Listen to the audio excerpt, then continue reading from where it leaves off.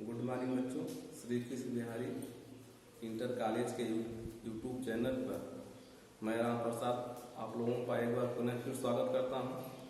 आज मैं कक्षा 10 के नागरिक शास्त्र का पहला चैप्टर जो सत्ता की साझेदारी है उसके बारे में बताएंगे। तो सत्ता क्या है? पहले सत्ता जो है राजाओं महाराजाओं के हाथों में रहती थी। राजा ही उस देश के राष्ट्र के या राज्य के मालिक होते थे।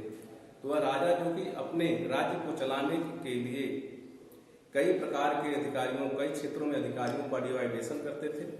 वे अधिकारी जो ही राज्य की देखरेख और शासन व्यवस्था को चलाने में सहयोग करते थे।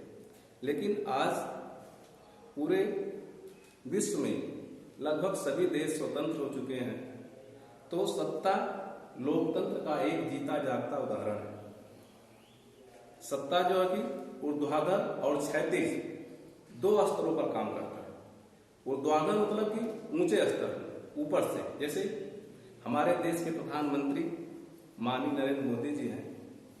तो अब अकेले तो प्रधानमंत्री जी पूरे देश पर शासन नहीं कर सकते, इसलिए विधायिका, कार्यपालिका और न्यायपालिका, इन तीन, जैसे विधायिका,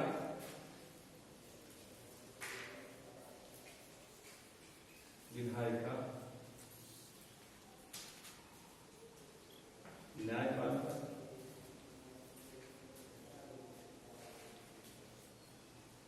पालिका, तीसरा कार्यपालिका।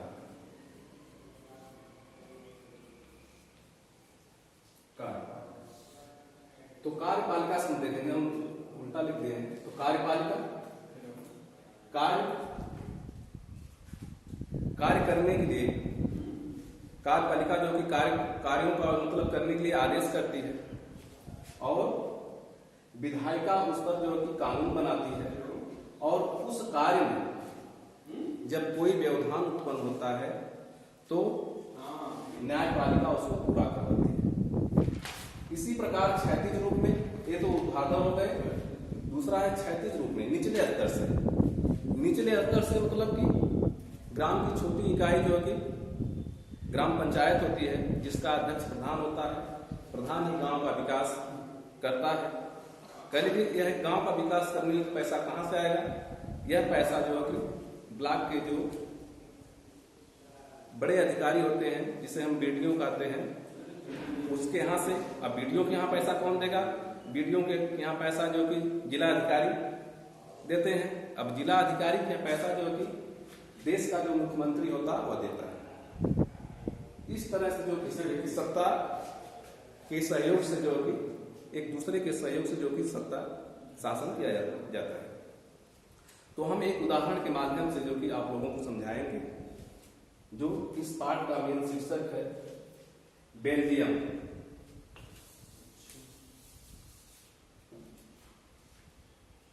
बेल्जियम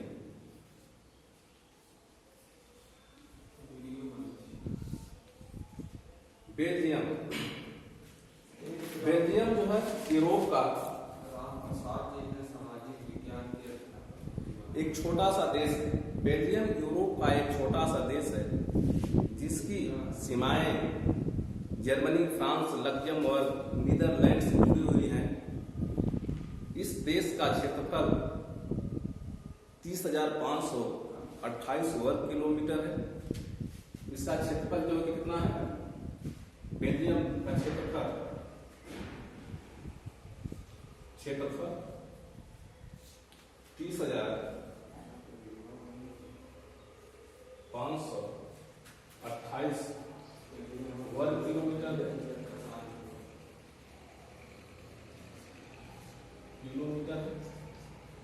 और इस देश की जनसंख्या 1,70,00,000 है। जनसंख्या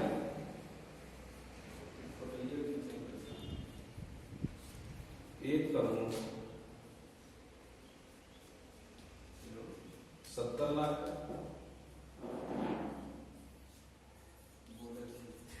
1,70,00,000 मतलब इतना छोटा सा देश जिसकी जनसंख्या 1,70,00,000 हो, ये हमारे हरियाणा जो भारत में पड़ता है उसकी आधी जनसंख्या है। लेकिन इस देश में फ्लेमिश क्षेत्र में जो है, फ्लेमिश एक क्षेत्र है, फ्लेमिश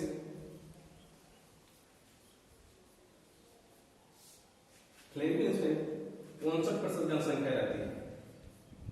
फ्लेमिश क्षेत्र में 59% जनसंख्या रहती है। और बोलोनिया एक शहर है, बोलोनिया में 40% जनसंख्या रहती है। और शेष 1% जो है, शेष 1% जर्मन भाषी रहते हैं।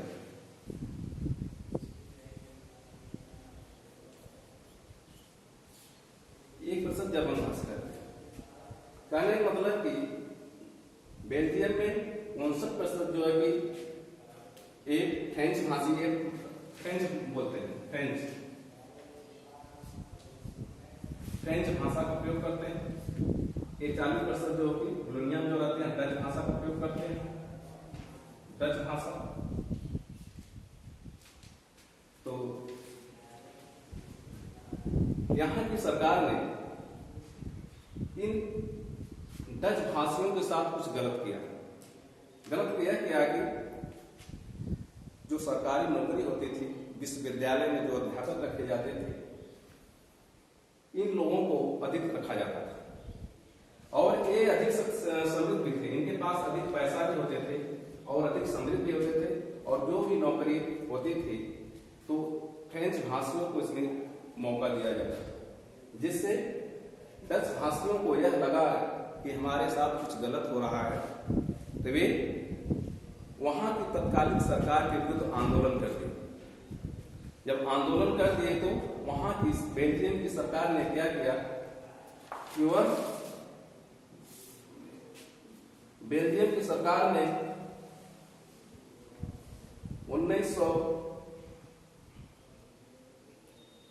1970 से 1993 के बीच में वह 4 बार संशोधन किया।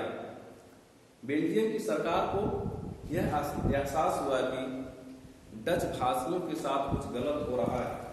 यदि देश में शांति व्यवस्था और अच्छे ढंग से शासन करना हो और बेल्जियम का विकास करना हो तो दोनों फ्रेंच भाषी और डच भाषियों का सहयोग आवश्यक है। इसलिए 1970 से 1993 के दशक में 1970 से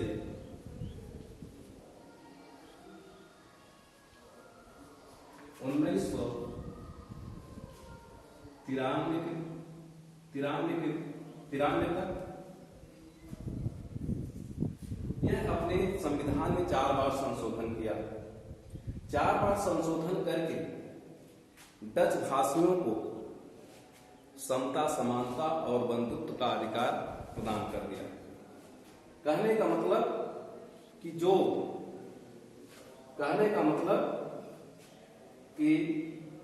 वह अपने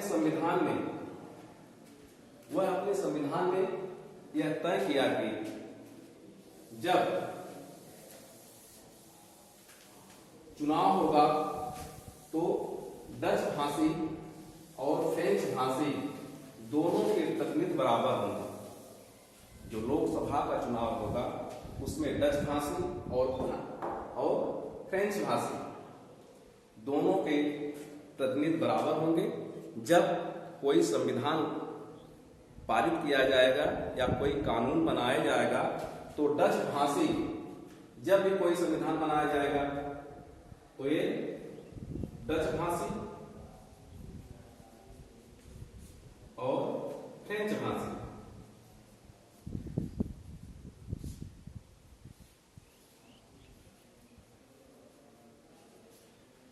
दोनों की भागीदारी बराबर होगी।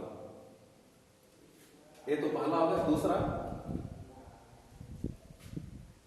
और मंत्रियों की जब मंत्रिमंडल का विस्तार होता था उस मंत्रिमंडल में दोनों के डच भाषी और फ्रेंच भाषी दोनों के मंत्रियों की बराबर बराबर जो कि भागीदारी होती थी। इससे बेल्जियम ने अपने देश में एक ऐसा संविधान बनाया जो विश्व के संविधान में आज तक जो कि कोई देश का संविधान जो कि पास नहीं कर पाया। कहने का मतलब बेल्जियम एक छोटा सा देश, वह अपने देश में एक ऐसा संविधान बनाया जिससे वहां की जनता फ्रेंच भाषी और डच भाषी सभी लोग सहयोग मतलब कि संतुष्ट हो गए और सभी कार्यों में सहयोग करते थे। इसके विपरीत श्रीलंका एक छोटा सा देश है। श्रीलंका, ये तो बेल्जियम हो गया, लेकिन श्रीलंका आ जाइए।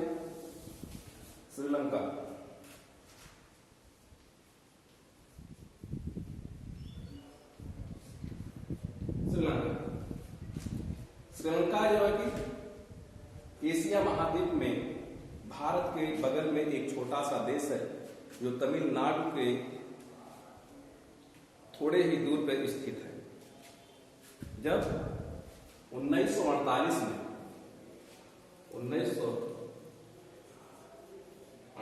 ईस्वी में बेल्जियम श्रीलंका जो है कि 1948 ईस्वी में स्वतंत्र हुआ।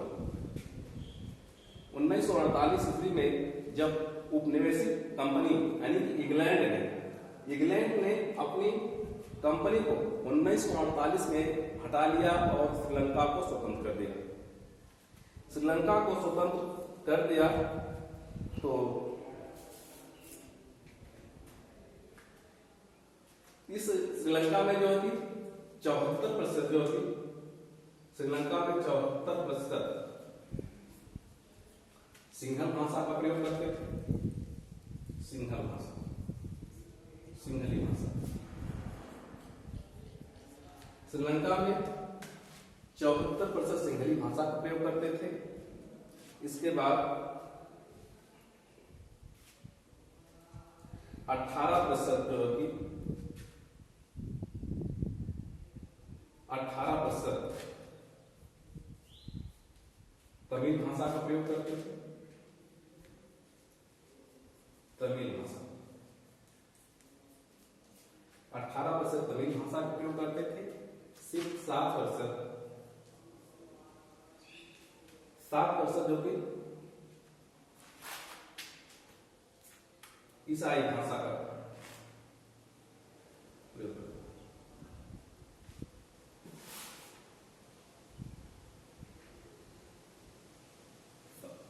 ईसाई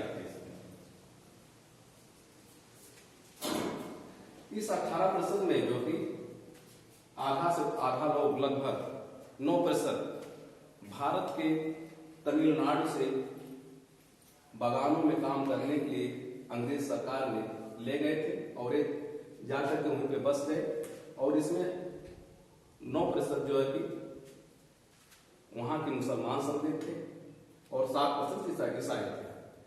तो जब 1948 में श्रीलंका स्वतंत्र हो गया तो वहां की सरकार ने सिंहली भाषा को एक राजभाषा घोषित कर दिया।